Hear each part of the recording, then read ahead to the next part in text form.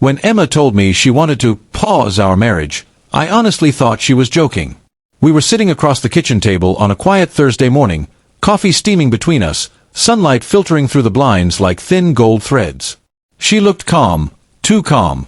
"I just need some time to think," she said.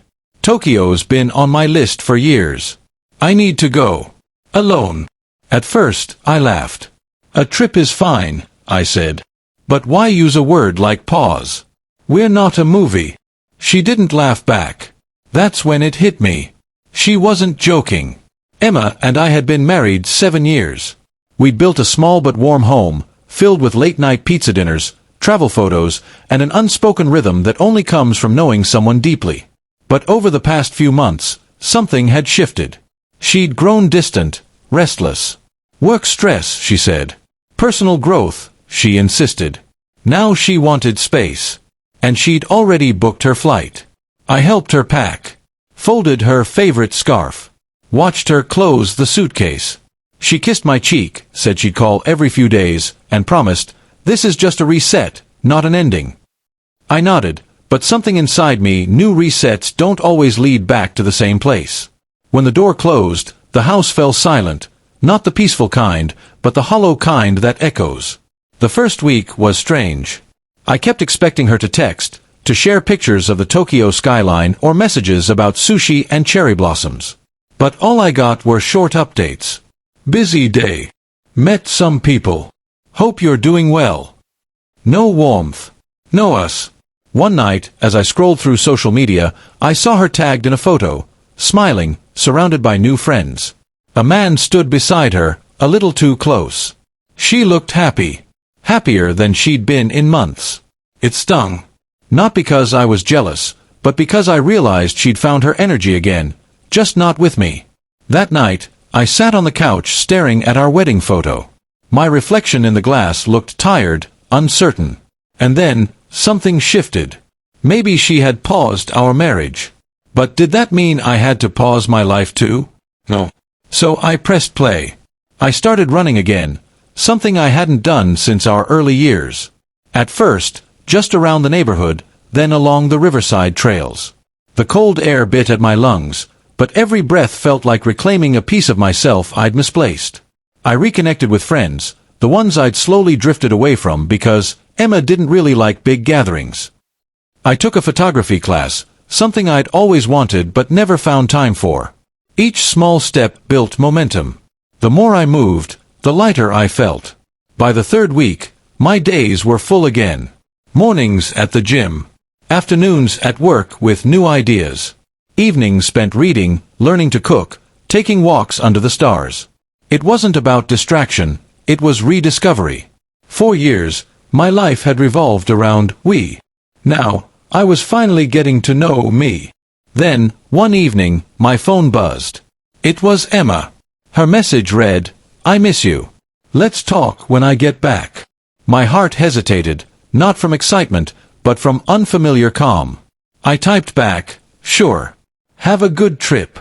And that was it. When she finally returned 6 weeks later, she seemed different, confident, glowing, like someone who'd just lived a dream.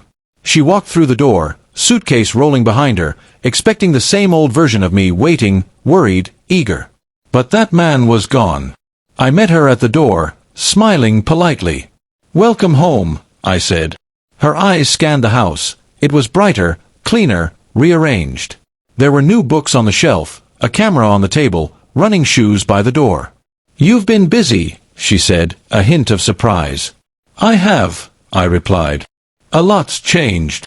That evening, we sat at the same kitchen table where she'd once told me about her trip. This time, the silence felt different, not heavy, but balanced. She began, "Tokyo was amazing, but it also made me realize how much I missed you." I looked at her, waiting. "But," she continued softly, "it feels like you've changed too." I smiled faintly. "I had to. You paused us. I couldn't stay frozen." She looked down, twisting her ring. "I didn't think you'd move on so fast." "I didn't move on," I said gently. "I just moved forward." She studied my face for a long time, trying to read what had shifted. The truth was simple. I still cared for her, but the dependence was gone. The fear of losing her no longer controlled me. In her absence, I'd learned something she hadn't expected: peace without permission. Over the next few days, we talked. Really talked. About what went wrong, what we'd both lost sight of, and whether there was still a path together. But this time, the balance was different. I wasn't begging, I wasn't proving, I was choosing. Eventually, she admitted the truth. "I thought space would make me miss you," she said, eyes glistening. "Instead, it made me realize how far I'd drifted." I nodded slowly. And I realized how much I'd stopped living for myself. A week later, she packed her suitcase again. This time, not for a trip, for clarity. There were no fights, no slammed doors. Just mutual respect, quiet acceptance. She hugged me before leaving. "You really did hit fast forward, didn't you?" I smiled. "You told me to pause, Emma. I just learned not to stay stuck." Months passed. We didn't get back together, but there was no bitterness. Sometimes, she'd message to ask how I was doing.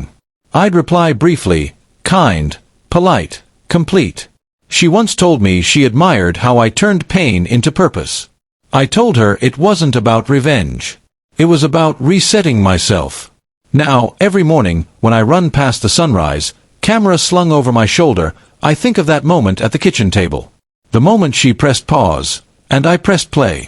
I realized that love isn't about holding someone still. It's about growing, with or without them. She went to find herself in Tokyo. I found myself right here, in motion, in peace, in fast forward.